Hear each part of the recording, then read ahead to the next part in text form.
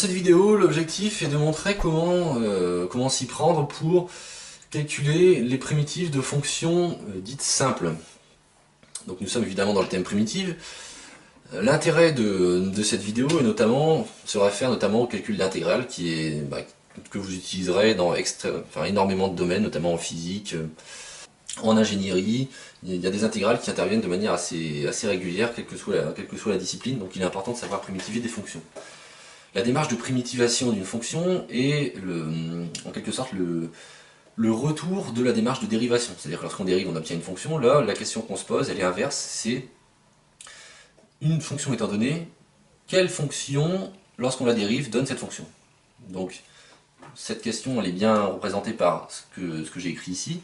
On a une certaine fonction x exponentielle de x du. La question, c'est quelle fonction, lorsqu'on la dérive, va donner x exponentielle de x2. Ou alors quelle fonction, lorsqu'on la dérive, va donner cette fonction-ci. C'est-à-dire qu'on cherche la fonction à dériver.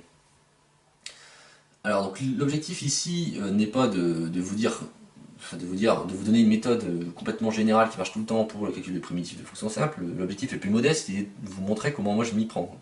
Comment je pourrais faire pour primitiver une fonction simple. Alors la première chose que j'ai en tête, c'est un catalogue de primitives, de formes de dérivées usuelles, que j'ai répertorié dans le tableau ci-dessus, u' sur u, u' puissance n, u' exponentielle de u, u' cos u, u' sinus u. Et donc je connais la primitive de chacune de ces formes.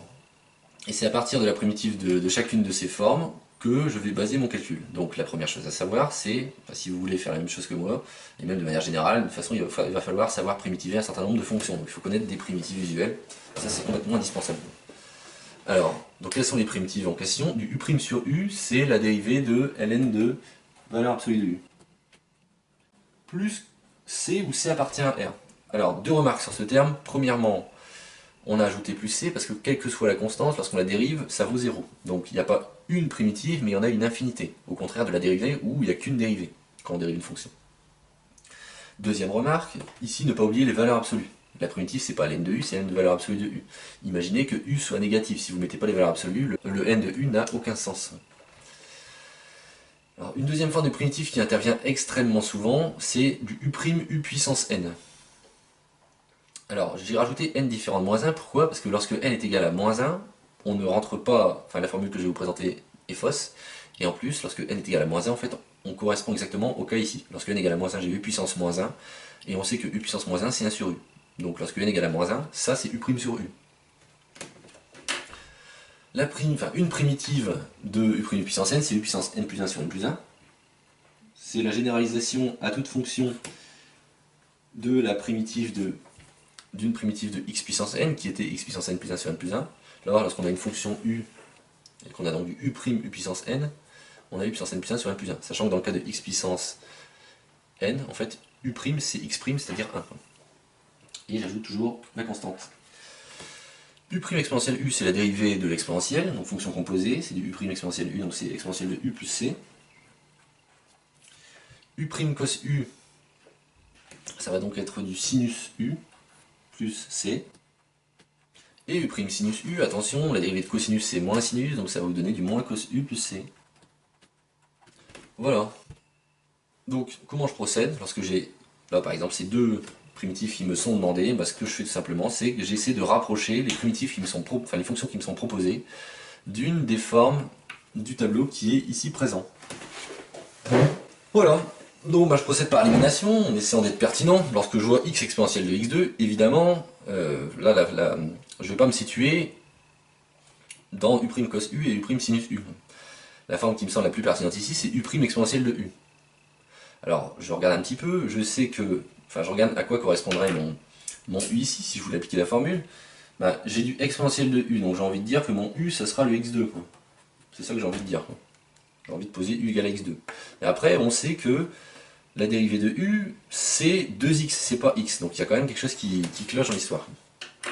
Alors, l'idée, pour savoir un petit peu comment faire, c'est que en fait, on y va en force. C'est-à-dire que là, je sens que c'est du u' exponentielle de u qui se cache derrière ça. Je sais que la primitive, c'est exponentielle de u plus certaines constantes. Bah, ce que je vais faire, c'est que je vais prendre l'exponentielle de u et je vais le dériver. Je vais aller dans le sens inverse. Je vais partir de ça et je vais le dériver. Donc je choisis exponentielle de x2 et je le dérive. Je le dérive et je regarde ce que ça donne. Pourquoi je pars dans ce sens-là? Simplement parce qu'il est plus facile de dériver que de primitiver. Donc là, j'intuite que c'est cette forme-là, je la dérive, ça me donne 2x exponentielle de x2. Bon, bah maintenant, j'ai pas exactement ce que je veux, puisque là, je veux la primitive de x exponentielle de x2. Bon, bah ce que je vais faire, c'est que je vais essayer de m'y rapprocher. Alors comment me rapprocher? J'ai une égalité qui est vraie ici. Bah, ce que je vais faire, c'est pour avoir x exponentielle de x2, qu'est-ce qu'il me suffit de faire à droite? Bah, de diviser par 2. Donc je vais diviser par 2 à droite, et je vais diviser par 2 à gauche. En gardant à l'esprit que la division par 2, elle est hors du prime. J'obtiens donc le terme de droite, c'est x exponentielle de x2. Et maintenant, ce qui m'intéresse, c'est la fonction à l'intérieur des parenthèses que je dérive. Là, j'ai le divisé par 2 qui est en dehors des parenthèses. Mais il se trouve que lorsqu'on dérive une fonction, si on multiplie par une constante, en fait, la constante passe au travers de la parenthèse. Donc là, typiquement, le 2 passe au travers de la parenthèse, si bien que j'obtiens exponentielle de x2 sur 2. Prime. Attention, ça serait faux si le terme qui était divisé dépendait de x. Donc, si c'est une constante, la dérivation n'a aucun effet dessus. Donc, du coup, elle passe à travers la dérivation. Et donc ici, finalement, j'ai obtenu la primitive, enfin une primitive de x exponentielle de x2, qui est exponentielle de x2 sur 2. Toutes les primitives sont les exponentielles de x2 sur 2, plus c, où c appartient à R. Voilà, donc je récapitule. 1. Je connais les formes usuelles de primitives, enfin de dérivées de primitives. 2. J'intuite quelle sera la bonne forme. 3. Je prends la primitive, je la dérive. Et 4. Je compense pour faire apparaître en force ce terme-là. C'est-à-dire que je divise par ce qu'il faut pour faire apparaître la bonne constante, pour faire apparaître x exponentielle de x2. Réitérons la méthode sur la partie droite ici. Là, quand je vois ça, quand je vois 6x carré plus 2 sur x cube plus 3, je regarde les différentes cases, je ne vois pas de cosinus, je ne vois pas de sinus, je ne vois pas d'exponentielle. Ces trois formes-là, par élimination, je les enlève. Je regarde ici, donc je pense que je vais être dans les deux premières cases, et là je vois que ça ressemble beaucoup à du u' sur u. Du prime sur u, pourquoi? Parce que là, quand je dérive x cube plus x, je vais avoir 3x carré plus 1. Bon, c'est pas exactement ça, mais j'ai du x carré aussi, quoi. Donc ça commence à sentir bon. Donc, qu'est-ce que je fais? Je prends la primitive que je connais, c'est-à-dire ln de valeur absolue de x cube plus x, et je la dérive. Si je dérive ça, j'obtiens u', c'est-à-dire 3x carré plus 1, divisé par x cube plus x. Voilà. Alors, la question maintenant, c'est qu'est-ce que je dois faire pour me rapprocher ce terme-là de ce terme-là? Et bien, si on regarde bien, en fait, ce terme-là, c'est exactement la division par 2 de ce terme-là. Donc, je dois multiplier par 2, ici et ici. Si bien qu'au final, comme tout à l'heure, le 2 passe à travers la dérivation, j'obtiens donc